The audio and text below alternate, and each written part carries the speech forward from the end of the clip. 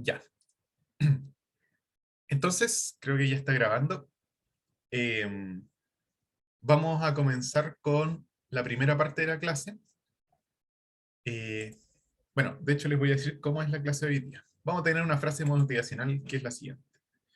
Bueno, no es motivacional, sino que es: cada verdad tiene cuatro esquinas. Como profesor, solo te daré una esquina y es tu trabajo como estudiante encontrar las otras tres.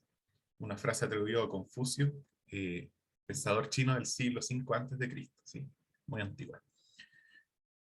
Bueno, a lo que va es que yo no les puedo dar todo, ¿cierto? Ningún profesor les puede dar todo cómo se hacen todas las cosas, sino que la idea es dar las herramientas, las maneras de pensar estratégicas o los conceptos, y que ustedes creen a partir de eso y aprendan más o menos por su cuenta. O sea, uno da las herramientas, la guía, pero ustedes, si no hacen ningún esfuerzo adicional, no van a aprender lo que se está presentando, ¿cierto? Requiere esfuerzo y trabajo, aplicación.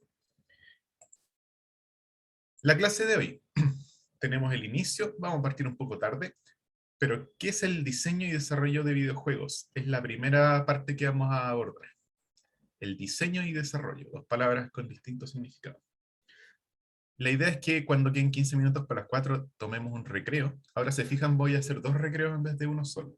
Era lo que solicitó el Penta, pero prefiero aplicarlo.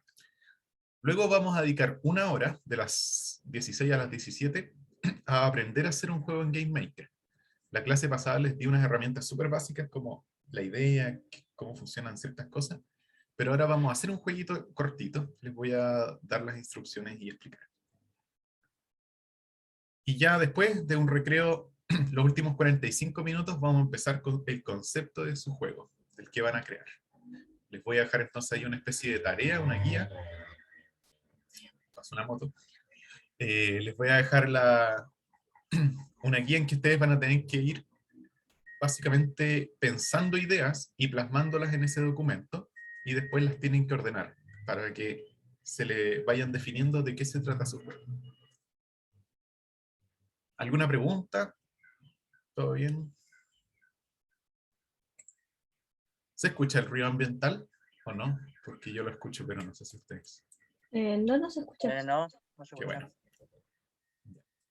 Vamos a partir con el diseño de juegos. Entonces la primera pregunta es: ¿qué entienden ustedes por diseño de juegos?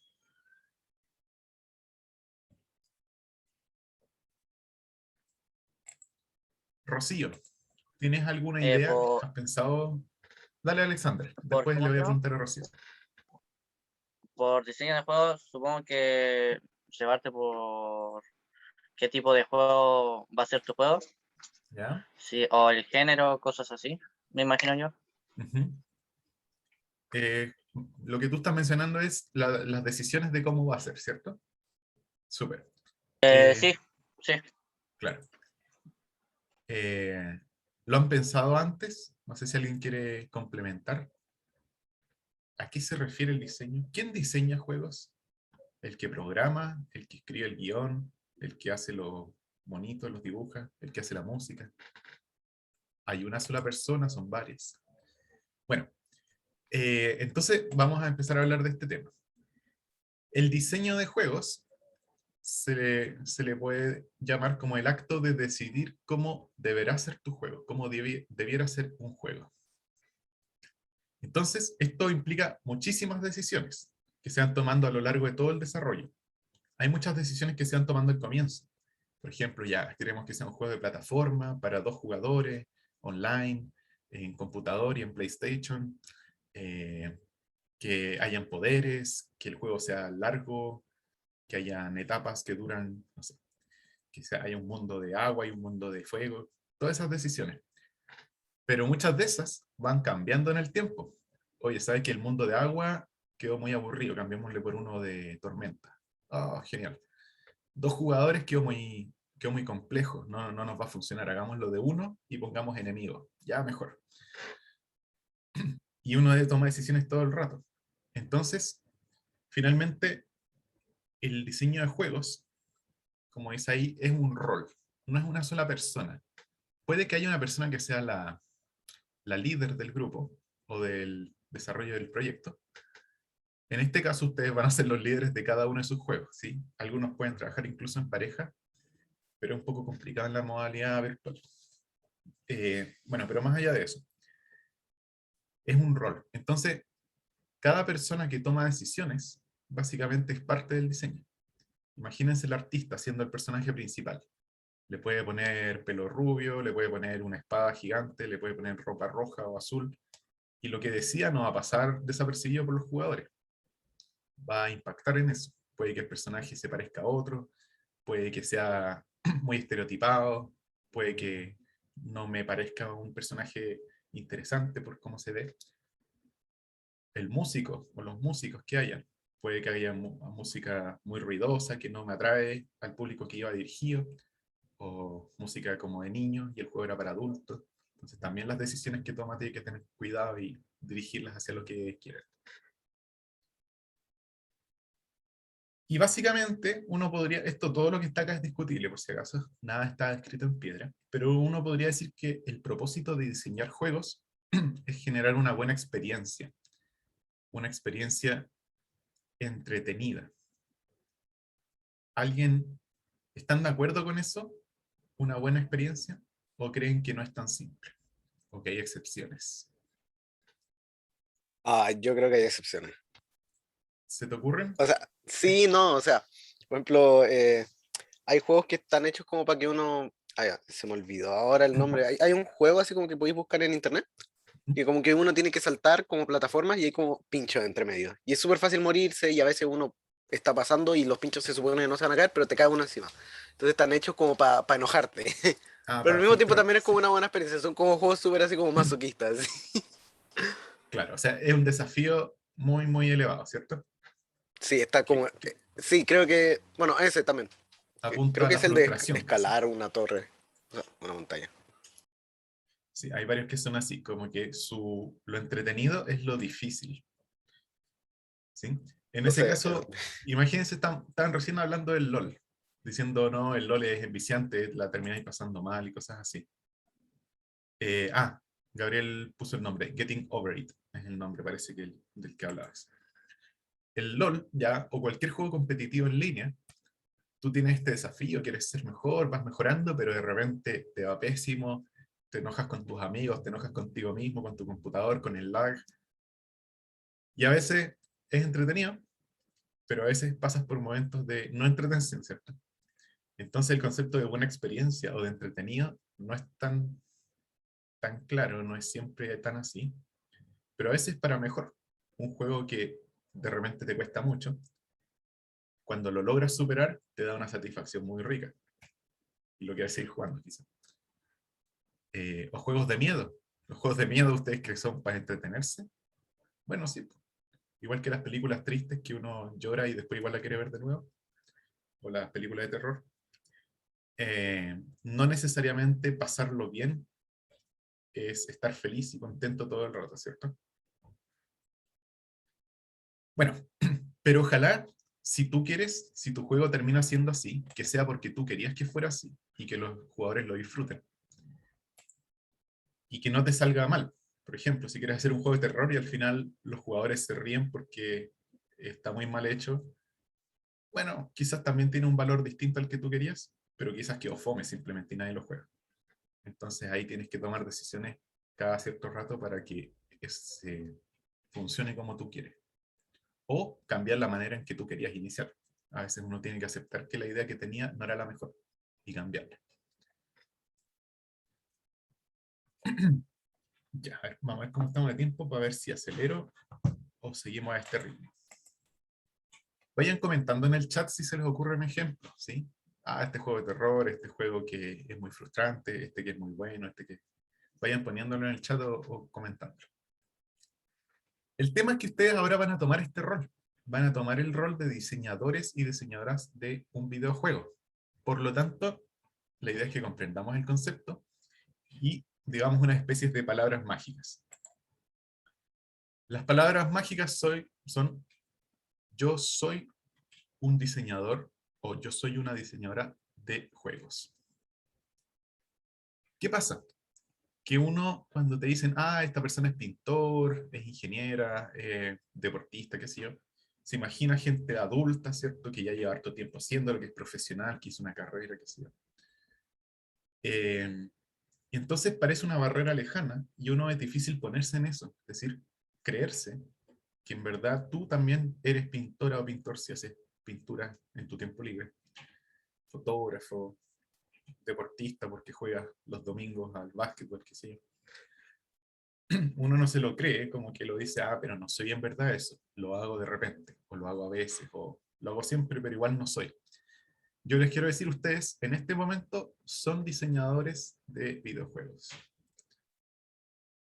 Entonces, esto tiene varias partes. Les pregunto, ¿qué eres tú?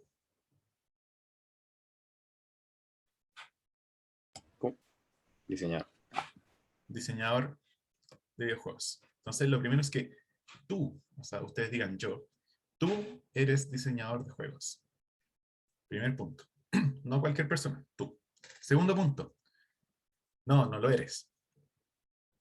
Sí, yo soy un diseñador o diseñadora de juegos. ¿Sí? En el momento en que empiecen a crear un juego, ya lo son. Y eso va a ser hoy día. Incluso ya quizás lo son de antes. Tercero, ¿qué diseñas tú? Juegos, o en este caso más específico, videojuegos. ¿Sí? Hay muchos tipos de diseñadores. Diseñador de ambiente, diseñador de muebles, diseñador de páginas web, diseñador de etcétera. En tu caso, lo que vamos a hacer ahora es diseñar videojuegos. Y el último paso. O sea, ¿tú juegas? ¿Cuál es la respuesta? ¿Cuál es la única frase? ¿Cuál es la única palabra de esa frase que todavía no está amarilla?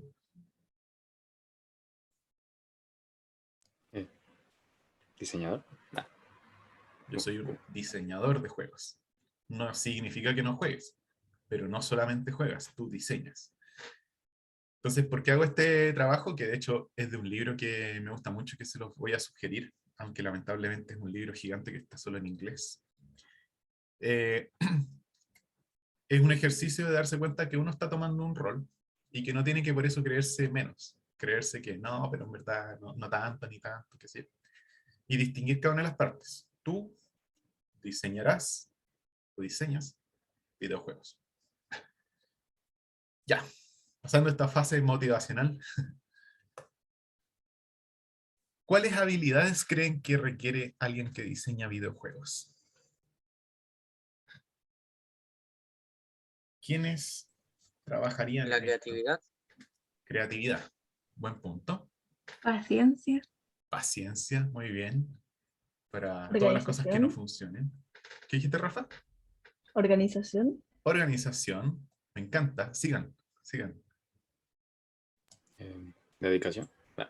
Dedicación, ¿cierto? Están hablando también de actitudes, no solo de habilidades como prácticas, sino de actitudes, ¿cierto? Organizar, o sea, por ejemplo, lo que decía ahora, paciencia y todo eso. Importantísimo. ¿Qué más? Ya, por un lado están todas estas partes que son como disposición al trabajo, ¿cierto? La organización, la paciencia, el enfoque, que son súper relevantes. ¿Qué cosas debieses saber hacer? Además de todo eso. programar, Programar puede ser, ¿cierto? Ahora, si solo sabes programar, te van a faltar varias cosas. ¿Qué más te falta? Diseño de personajes. ¿No? Diseño de personajes. ¿Qué más? Componer música, la música es importante. Música, ¿cierto? Componer música. en Está habilidades difícil. de comunicación con otras personas, Habilidades de comunicación, muy importante. Trabajo en equipo, incluso si haces tú solo el juego o solo el juego, tienes que comunicarle al resto del mundo que tu juego existe y que lo jueguen. Entonces ahí vendría siendo promoción o marketing, ¿ya? Y se me acabó la mano, sigo con otra. ¿Qué más se les ocurre? Dijeron diseño de personaje. Una cosa es diseñarlo. ¿Qué además tienes que hacerlo cuando ya lo diseñaste? ¿Animarlos? Animación o ilustrarlo, dependiendo de si está animado o no, da lo mismo. Ilustración y animación. Y podemos seguir así como playtesting, verificar que el juego funciona bien, dirección de guión o de historia o de diálogo, así como escribir la historia. Y se me van a caer todos los dedos de las manos, de los pies y sigo enumerando. ¿Qué pasa? ¿Una sola persona puede hacer todas estas cosas? La verdad, sí, pero ¿a qué costo? Hay unos cuantos videojuegos independientes que se han hecho muy famosos, como Undertale, Minecraft, que lo ha hecho una o dos personas, ¿sí? O una con el apoyo de otra. Stardew Valley y otros cuantos. Si ustedes ven la historia de esos desarrolladores, van a darse cuenta de que sudaron y lloraron mucho, como se dice, con sudor y lágrimas, y pasaron mucho tiempo trabajando en eso. Ahora esos juegos son famosos, pero ¿cuánta gente ha hecho lo mismo y su juego nunca se hizo famoso? Pero más allá de eso, más allá de lo práctico, de lo viable que es, la idea es que tú puedes ser cualquiera de esas y participar en un desarrollo de videojuegos. Puede ser quien programa, quien diseña personajes, quien hace el guión, quien hace el marketing y unas cuantas cosas más que mencionamos y que no mencionamos. Y hay una habilidad que es transversal a todas esas. Escuchar. Ahora, esto me era un poquito en la ola, esto lo saqué también del libro que les estoy comentando antes. Escuchar no es simplemente oír. Ustedes ahora me están escuchando, pero puede que uno esté mirando Instagram, TikTok, y no está prestando atención. O que está prestando atención, pero no mucho más allá. Entonces, escuchar se refiere a oír atenta, profunda y analíticamente. Pero ya, ¿por qué esta habilidad sería importante? Porque cuando tú vayas pensando en un juego, tú no solamente tienes que ocurrirte ideas, sino que tienes que ver cómo esas ideas funcionan. Y para eso tienes que escuchar cómo funciona tu juego. Cuando escuchamos de esta manera, nos ponemos en una posición vulnerable, en el sentido de que aceptamos que no todo lo que hemos pensado o decidido o imaginado funciona o está bien. Puede que, por ejemplo, yo le muestre mi juego que hice a mi amigo, a mi mejor amigo, lo jugamos 2 minutos y se aburre. Me dice, oye, está bueno, y después nunca más te habla del juego. Entonces, por ejemplo, en ese caso, ¿ustedes qué deducirían? ¿Está bueno? No, pues, Ahí no. Probablemente no, ¿cierto? No es tan fácil siempre, la gente no siempre es mala para mentir. Pero a veces no es que te mienta, sino que no sabe cómo decirte cosas. Por ejemplo, encuentra el juego muy largo. Y en verdad no lo encontró largo, lo encontró aburrido. Pero como se aburrió, lo encontró largo. O, o le gustó y te dijo, oye, ¿y estos cositos podrías cambiarlos? O se te ocurre esto, se te empieza a dar ideas. En ese caso, te está dando ideas que pueden ser buenas, pero tú también tienes que ser capaz de ver si esas ideas aplican a lo que tú tienes como tu juego. Puede que sean muy buenas, puede que sí, pero para otro juego, no para el mío. Puede que termine siendo una copia de otro juego, etc. Entonces, escuchar es difícil y uno tiene que escuchar cuando las personas comentan lo que tú hiciste o cuando la gente propone cosas. Por ejemplo, si estás en un equipo de trabajo y alguien propone algo, tienes que escucharlo bien y pensar cómo funcionaría en el caso del juego. Y hay otro tipo de escuchar que no es el oído, en este caso, sino que es simplemente, por ejemplo, probar tu juego y ver si está funcionando bien o hay cosas que podrían ser mejor o que fallan o que se podrían quitar. En ese caso es como escuchar tu juego mientras es jugado. Mientras tú lo juegas o mientras otras personas lo juegan. Entonces, el escuchar aquí está puesto como una especie de paraguas muy amplio que implica ser capaz no solo de que se te ocurran ideas, imaginarte cómo es tu juego, sino que una vez que estés haciendo todo y que pases por el proceso de crearlo, probarlo, recibir opiniones, etc., fijarte si en verdad están las cosas quedando bien o si hay cosas que están sobrando, no se entienden, son más complicadas de lo necesario, falta profundidad, falta o sobra. Entonces les invito a que cuando empiecen a crear sus juegos, de a poco se empiecen a fijar cómo funciona, si las ideas que ustedes tenían se siguen aplicando bien o si ya no funcionaron y ese tipo de cosas. Hay un par de personas que han llegado en los últimos minutos a la clase, o los últimos 5 minutos.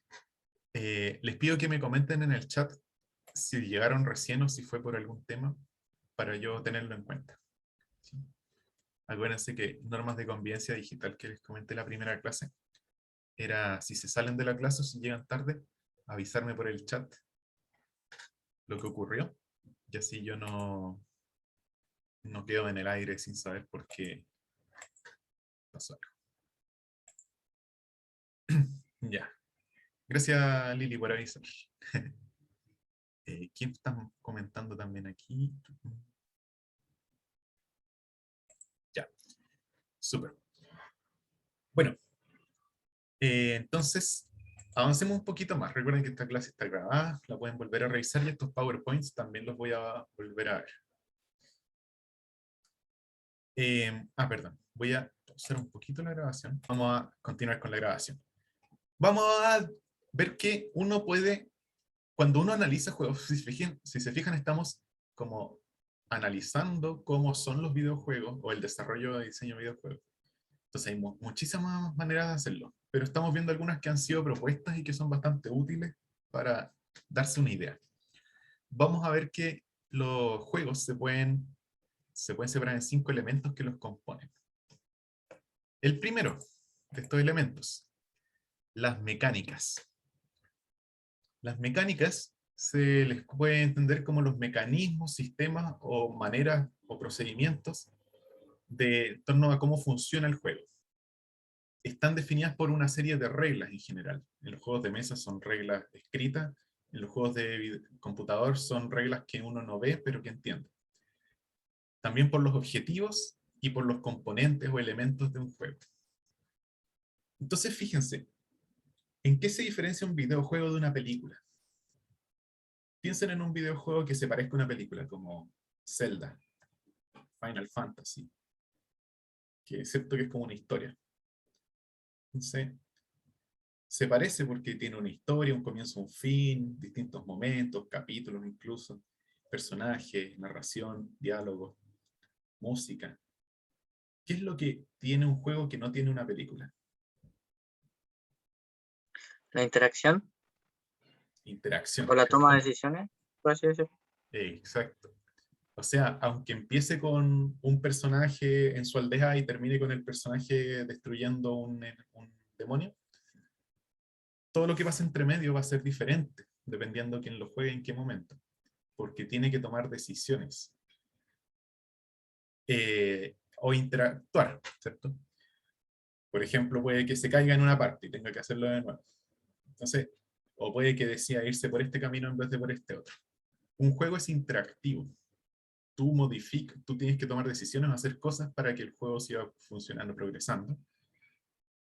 Y eso lo diferencia completamente de cualquier otro medio artístico, como la música, las pinturas, la danza, el teatro, las películas. Ojo, todas las que mencioné y muchas más pueden tomar elementos de los juegos. Por ejemplo, hay obras de teatro en que de repente los actores le hablan al público y el público tiene que hacer cosas. Eso es como un juego, ¿cierto? O en Netflix salió una película que tú tenías que ir tomando decisiones. Y según eso, ¿a qué parte de la película te llevaba? Entonces, cuando yo haga todas estas definiciones, al tiro ustedes tienen que saber que no son estructuradas y rígidas. Si la de Black Mirror, esa película, Lily, justamente. No son rígidas, siempre hay excepciones y qué sé yo. Pero a grandes rasgos, los juegos son interactivos, cosa que no comparte con los demás medios artísticos. Los juegos de mesa también, por si acaso, están metidos en este saco. Y los deportes también, ¿cierto? Los deportes o juegos de ese tipo, como jugar a la pinta, son actividades que son juegos. Tienen objetivo, tienen reglas, etc. Las mecánicas, entonces, son como central de los juegos, porque son cosas que no tienen los demás medios artísticos como obra de teatro, película o música. Distintas mecánicas son, por ejemplo, que si le pego al enemigo, le quito vida, y que si la vida llega a cero, se muere. Y yo también, si mi enemigo llega a cero. La mecánica de vida, la típica barra de vida que va bajando hasta cero, es una mecánica del juego. La mecánica de saltar en plataformas, ¿sí? Es una regla, es un procedimiento, es una manera de que funciona el juego y que le da una característica. La mecánica de ganar poderes, y que si tú tienes no sé cuánta experiencia, ganas un poder y puedes elegir entre estos 3 poderes, y después ese poder. Eso en sí ya es una mecánica.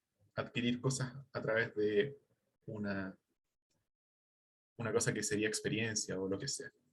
¿Se les ocurren otras mecánicas típicas de los juegos? ¿De algún juego o de otro juego? Las rutas, Rutas. quizás. ¿Estás hablando de LoL y de Dota? ¿O me equivoco? No me refiero a juegos como por ejemplo The Binding of Isaac, que Ah, por ya. ejemplo para conseguir ciertos finales en específico uno tiene que seguir rutas de manera exacta. Ya. Como yo no lo he jugado, no entiendo 100%, pero sí, eso es una mecánica. Algo así como sacar un final. En el Claro. sentido, es que es difícil de explicar, pero Ujú. es como conseguir unos objetos específicos para pelear contra un jefe específico. Sí, es una mecánica porque es una manera en que funciona el juego y que tiene ciertas consecuencias y tú las puedes usar. Justamente. Eh, los juegos, el crafteo en Minecraft y en muchos otros juegos. Juntar elementos que conseguiste para hacer uno nuevo es una mecánica. ¿Sí?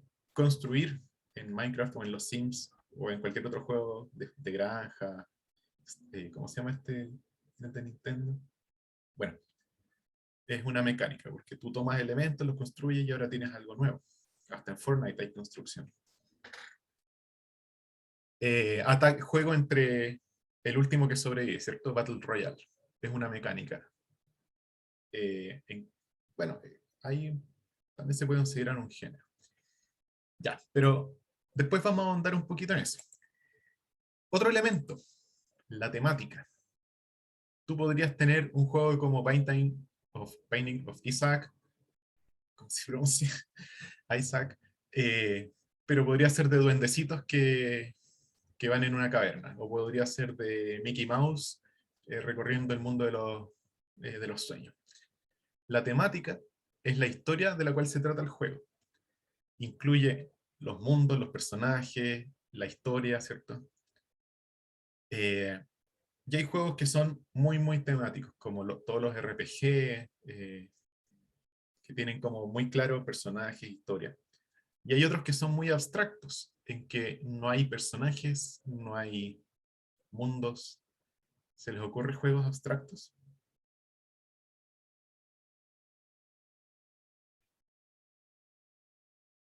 ¿Algún juego abstracto por aquí y por allá? Tetris. Tetris, perfecto.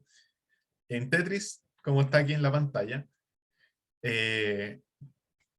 a lo más le puedes poner nombre a las distintas fichas. De hecho, se supone que tienen nombre, pero no tiene sentido, eso no es temática, ¿cierto? Es solamente para ponerle un nombre. En Tetris no estás salvando al mundo de la destrucción, ni hay alienígenas, ni nada. Simplemente estás haciendo un puzzle. Naipes, por ejemplo, el póker.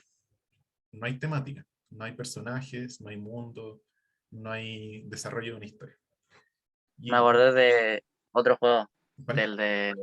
el de como una plataforma que no tiene que pasar la pelota al vacío. Ah, sí. Te mueves para evitar destruyendo bloques, por ejemplo. Sí. Sí, Ahora, a esos juegos tú le puedes meter una temática. Por ejemplo, hay juegos que son como ese y que está salvando un personaje que está atrapado al centro. ¿Ya? Ah, ya, ok. Entonces ahí tú puedes hacer una línea entre los juegos muy abstractos como Tetris, los juegos muy temáticos como Pokémon, por ejemplo, y los juegos entre medio, como unos que son más o menos abstractos, pero igual tienen algo, como Candy Crush, ¿cierto? Space Invaders tiene temática, dice ahí la Lili. Gabriel, Polybridge, ese no me acuerdo, no sé cuál era. ¿Cuál mencioné? Candy Crush, por ejemplo, es un juego abstracto, pero que tiene como los dulcecitos, que se supone que si uno va desbloqueando. Entonces es un juego en el punto medio. Otro elemento más, la estética. Son los componentes visuales, sonoros, e incluso uno podría hablar de táctiles o espaciales, o de espacio, ¿cierto? No del universo, que ayudan a crear un ambiente y dar vida a la experiencia, ¿sí? Entonces, justamente, si el juego es colorido, oscuro, con música en 8 bits, o con una banda sonora orquestral, todo eso es lo que te va a dar una sensación que puede hacer el juego mejor, ¿cierto? O peor, en algunos casos. Hay otro elemento más, que ya no sé si es, bueno, igual es importante, que es la tecnología. O sea, es muy importante, solo que no sé si venir a hablar tanto de eso. La tecnología, o a veces podríamos llamarlo los materiales disponibles, los recursos. Por ejemplo, un videojuego, tú sabes que el jugador va a tener un teclado y un mouse, o un control remoto, y la pantalla. Entonces, y quizás tú puedes hacer un juego en 3D o en 2D, con sonido.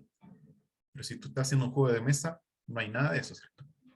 Si estás haciendo un juego deportivo, la tecnología vendría siendo, aquí se cambiaría por el lugar, podría ser una cancha, pelotas y otros elementos. Entonces, la tecnología te limita. Tú, por ejemplo, en Game Maker no puedes hacer un juego en 3D. De hecho, sí puedes, pero es muy complicado. Pero por otro lado, también potencia tu juego. Tú puedes sacarle el jugo a las limitaciones de una tecnología, llevarlas al extremo o aprovecharlas de la mejor manera posible para hacer un juego increíble. Con un dado, tú puedes hacer un juego muy fome, como que el que saca el mayor número gana, o tú podrías hacer un juego más interesante, como que se lanza ya 3 dados, tienes que escoger 2, el otro jugador escoge el otro, después se suma, y después el otro tiene que elegir si se suma o se resta, que sea. Podrías hacer un juego más interesante que simplemente quien saca el mejor número.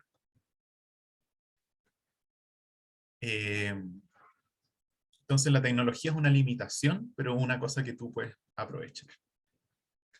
Y por último tenemos algo que no se nos puede olvidar, los jugadores.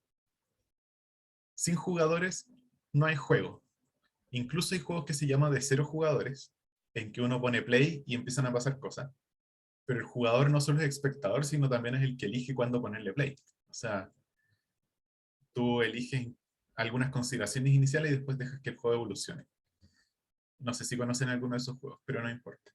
El hecho es de que ellos, los jugadores, son quienes viven la experiencia, toman las decisiones y al final son los que viven tu juego. Entonces, si no los consideramos dentro de los elementos, se nos va a olvidar ese punto de vista. Como dice Gabriel, me lo mandó por interno, pero el juego de la vida de Conway, un matemático que falleció este año, creo, era un juego de 0 jugadores que tiene ciertas reglas de cómo funciona, digamos, este tablero, por llamarlo así, un juego que va simulando el paso de cosas que van ocurriendo así de manera determinada según unas reglas, y da para mucho. O sea, las reglas son simples, pero generan comportamientos complejos y son muy interesantes de analizar. Pero se denomina juego de 0 jugadores porque una vez que le pones play, no, simplemente ves lo que pasa. Chiquillas, chiquillos, les voy a dar un recreo ahora de 10 minutos. No, ya hagámoslo así. De 15, pero puntual. ¿Ya? Entonces, a las 16:05 vuelven ya tienen que estar conectados aquí. ¿Les parece? Sí, profe. Ya, yo voy a poner pausa a la grabación y después seguimos. Entonces, 16:05 aquí. Nos vemos. Pueden quedarse acá, pueden salirse, elijan ustedes, pero a las 16:05 les espero. Ya. Yo les dije que después del recreo vamos a empezar al tiro con lo de Game Maker. Entonces lo que voy a hacer es cerrar rapidito este tema, que después le podemos seguir dando vueltas porque es bien interesante. Entonces, las mecánicas les vamos a hacer mucho énfasis porque es lo que define que un juego sea un juego, ¿cierto? Por ejemplo, describen el objetivo, qué cosas se pueden o no hacer, se puede saltar, se pueden intercambiar cosas, se puede pasar por debajo de una puerta, todo ese tipo de cosas de cómo funciona el juego, la lógica que hay detrás, y que uno la va aprendiendo mediante juego, a medida que juega, son las mecánicas. Uno puede descomponerla en muchas mecánicas. Por ejemplo, Mario Bros.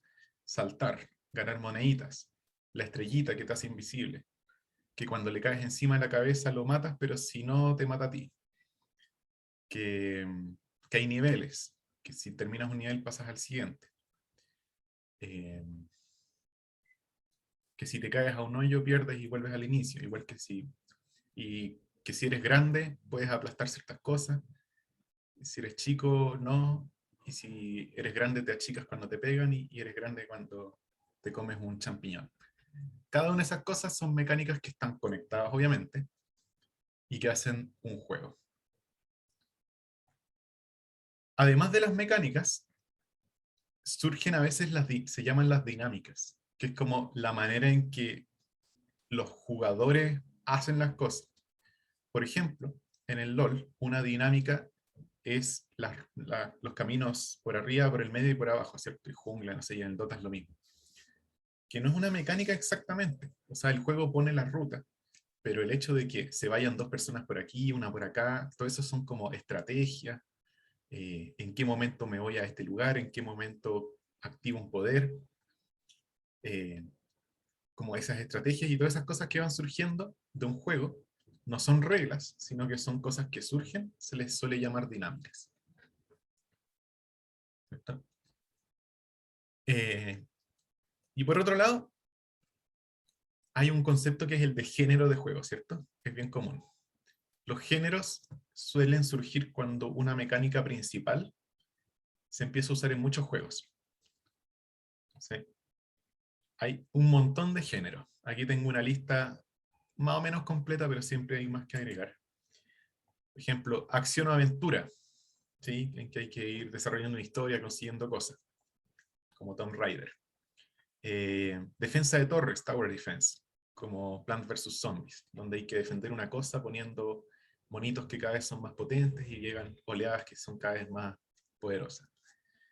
Plataformas, aquí hay infinitos juegos. Super Mario es el más común, más conocido, pero hay muchos más. Simulación de vida, como los Sims. Horror, también se le considera un género, aunque aventura puede ser de varias cosas a la vez, horror y aventura, ¿cierto? Mundo abierto, también se considera un género, aunque hay juegos que son de aventura y mundo abierto, otros que son de puzzle y mundo abierto, no sé.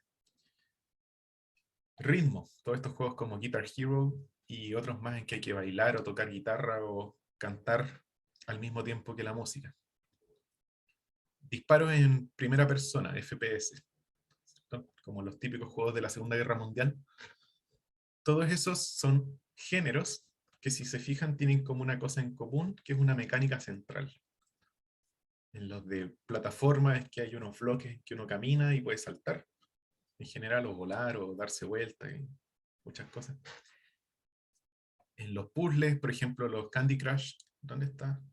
Alineación de alinear gemas, o Diamond, no sé cuánto, todo eso. Tienen una característica en común, que es este puzzle bidimensional con casilleros y con fichas. Bueno, los géneros entonces es algo que ustedes conocen más. ¿Quisieran preguntar algo al respecto? ¿Aportar con algún ejemplo o pregunta?